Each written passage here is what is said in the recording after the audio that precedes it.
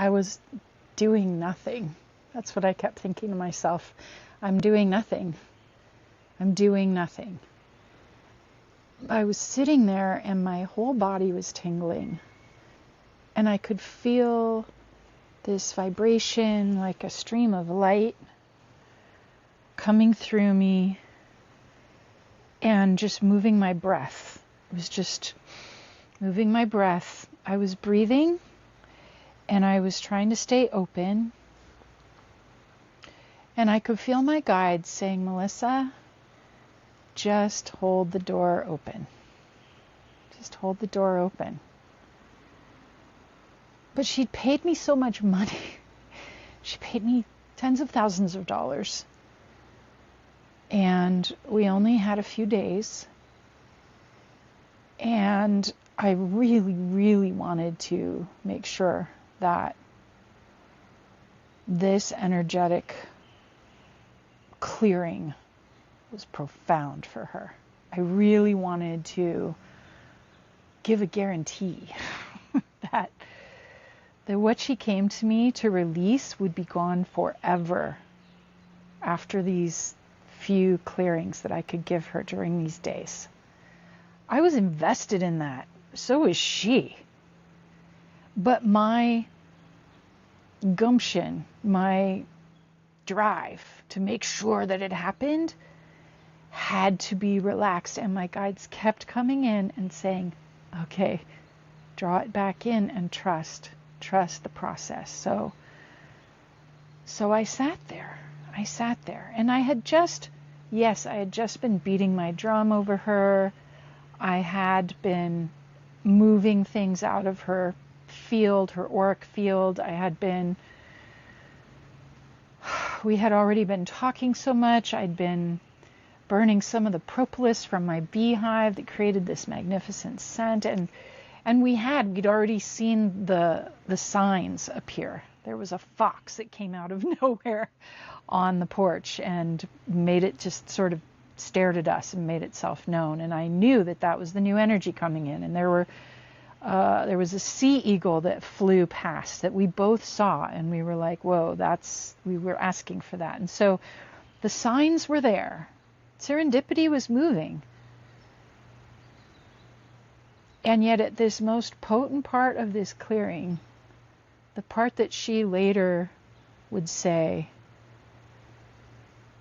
was a profound turning point for her, I was doing nothing. That's what I kept thinking. I'm doing nothing. I'm doing nothing. And part of me was celebrating that so much could happen while I'm doing nothing. And part of me was, some little lawyer part of me was still in the back of the head panicking, like, I'm doing nothing, I'm doing nothing, I'm doing nothing. And people ask me, what does it feel like? What does it feel like when you're holding the space for a healing like this, when you're holding space when you're doing it? Well, they would say, what's it feel like when you're healing someone? And I guess I just automatically translate that because I'm not healing someone. It's what comes through me that helps them heal. It's what's running through them that responds to what runs through me. And so in that moment of going, I'm doing nothing, I'm actually doing everything. I'm doing everything I could possibly do, which in its essence is staying out of the way, opening the channel and keeping it open, and pouring my love and best wishes and devotional intention that matches theirs into the field. And that's what allows it all to move through. That's what opens the channel and keeps it open. That's what they mean when they say, Mellissa, would you just please keep the door open so we can work here? And we, being their guides, angels, whatever metaphor you want to use for the great big one healing love force, go ahead and use your metaphor. I think they all work. But it was really profound. And it's so profound that for many years I wouldn't talk about it because to my lawyer self it sounded crazy to talk about it. And now I'm just like, maybe it's because I'm 50 something something, and I'm like, I don't kind of care whether other people think it's crazy, but it's not crazy, it's real. It's real and it's profound. And here I had this incredible world-class leader laying there on the sofa, and I remember as I was sitting there tingling and feeling these waves of power come through me and envelop her, knowing that it was giving her what she prayed for, knowing that it was giving her what she needed. Yet she was out like a light. It looked like she was completely out. You know what I mean? But she fluttered her eyes. At one point she fluttered her eyes, and she couldn't even turn her head. She just fluttered her eyes, and she kind of looked at me and she goes, "This is a big one." And then her eyes gently closed and she went down deep again and stayed in that deep state. And I just kept it open. Now, my practices of meditation help me a lot to stay in that state, to have patience with it. And my practices with my own energy work in my own body help me have tolerance for that level of power moving through. And my grounding and my, honestly, I think humility makes it possible too. Because while I'm like, wow, this is super rad, if I started to think I'm doing this, I'm so important, I could just feel how my channel would close. So that's not it. It's collaboration, it's co-creation. I've been doing healings like this for 25 years now and more. And when it started, I was just kind of going by the seat of my channel. Like I didn't know. I was just following my intuition, and still it worked. But it got better and better as I learned with mentors different ways of navigating these realms, different ways of allowing it to come through. And as I had my own initiations through my life, they kind of beat the crap out of me and instilled humility and some wisdom and some understanding and compassion. That has helped too. And I must say, when I'm working with someone of means, of power, of position, it helps that, I went to Stanford, I grew up among rich people. Like I'm not freaked out by money. Because if I were freaked out by money, that would also make it hard. So any issues I have had with money, I've had to work through in order to have my channel open enough to let it flow like it can flow now. It was profound to sit there in this beautiful space in the forest and to witness her releasing stuff that she'd been trying for so long to release on her own, and to just feel it falling away. And it was profound after when she finally was able to stir and she went, "Whoa, I'm different." I'm like, "Yeah, I bet you are." And she was like, felt fantastic, but also was swimming in her head. And I was like, "Go take a nap." And she's like, "Yeah." And she went down and she napped for like 2.5 hours and was out and woke up from that nap and felt the clarity of the clearing. It had happened. And it shifted. Like, it's amazing too how fast everything shifts. Like, she woke up and she was looking at texts and messages that otherwise would have troubled her greatly. Instead, she was like, "Yeah, okay. I see where these are coming from, and I see which part is mine to deal with and which part is not." And I was like, oh. I was tired too. It's tiring to do energy work, but it's tiring not so much on the physical, but like something in the third eye, something in the heart field. And it's not as tiring as it used to be for me, but it's work. And so if you do energy work and you feel like, "Whoa, why do I always have to rest after?" It's like, because you're opening your channel and keeping it open and intentionalizing with that person what is being invited through. That is also work. It's work. It's a thing. And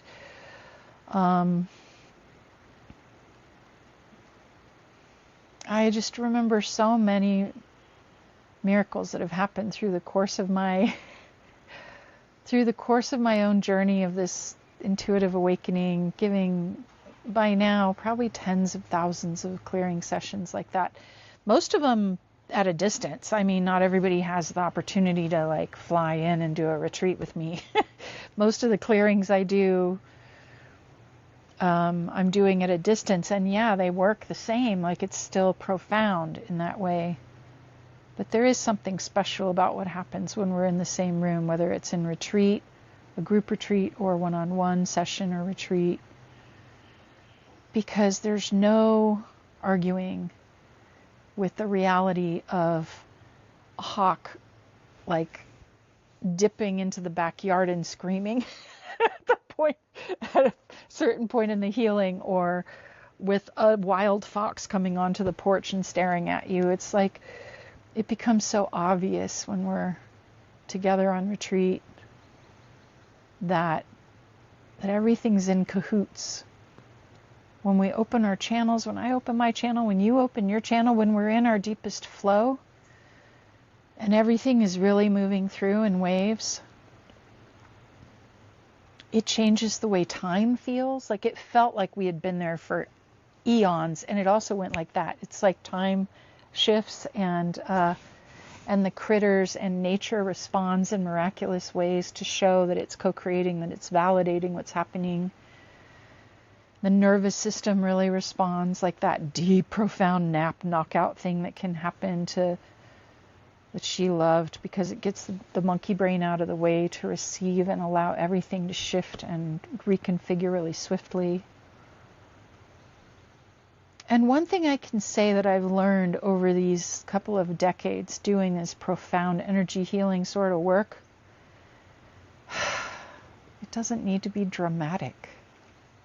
Like, I know you see videos of people getting energy work, and it's like they're smacking the person and pulling stuff out of them and making a lot of noise and drama, exorcism, roar. And I mean, I don't know. I guess it could be fun. Maybe that's a fun game sometimes. But the most profound shifts I've seen for myself and for clients is when it's actually really peaceful.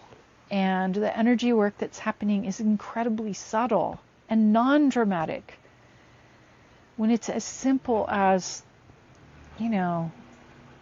10 minutes of what seems like a nap, that's often gets the most results. And I think it's because we receive it naturally, and we don't have anything to resist or fight or create a drama about. So, yeah, I think that's why even the tune-ups that people get in my $1,000 a month mentorship, the tune-ups they get monthly, change so much for them. It's like, it's a 10-minute recorded report they're listening to after a short journey, and yet it lands with so much. It doesn't have to be long. It doesn't have to be dramatic. It doesn't have to be loud. What it has to be is intentional and clear. What it has to be is in that flow with the channel really open. And I like to tell people, if you get an energy reading, or even a tarot reading, or a psychic reading, or an energy healing, if you walk out of that room or that session feeling smaller than you were when you entered, that was not a good reading. That was not, don't trust it. I feel comfortable saying that now after seeing it so many times over these decades. Trust a reading or an energy clearing that when you walk out of there, or when you receive it, you go, yeah, that makes sense. Oh, that feels good. And yes, I can walk forward from here. That makes you feel bigger and more grounded, more calm in your own center than when you started. Because I think anything else means that maybe there was too much drama, it siphoned off your energy. Maybe the person who gave you a reading really wants you to come back for another reading, so they kind of accidentally or purposefully hook you. Don't trust it. Don't trust it. You have a good gut feeling. Go with your gut. Go with an energy healer, a clearing person, a mentor, whatever, who every time you talk to them, it's just like, yes, duh, thank you. Oh my God. I couldn't put words to that, and now you just put words to that. Yes. Whoa, I do. I feel it in my own body. I feel lighter, and I feel ready to move forward with this lightness. That's the way, that's what I'm looking for when I'm working with a client. I'm going for that as the goal. Natural.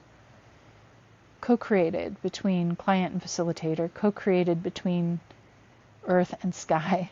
Co-created between human and spirit. Co-created. So every channeled healing, clearing message, really, I think when it's done right, feels natural, non-dramatic. It feels tingly, it feels flowy, it feels like you're doing what you're doing, which is bringing something through that's of the highest and best frequency, benefiting you, benefiting the person you're working with. A win-win. It leaves both people feeling better than when they started. That's channeling your genius.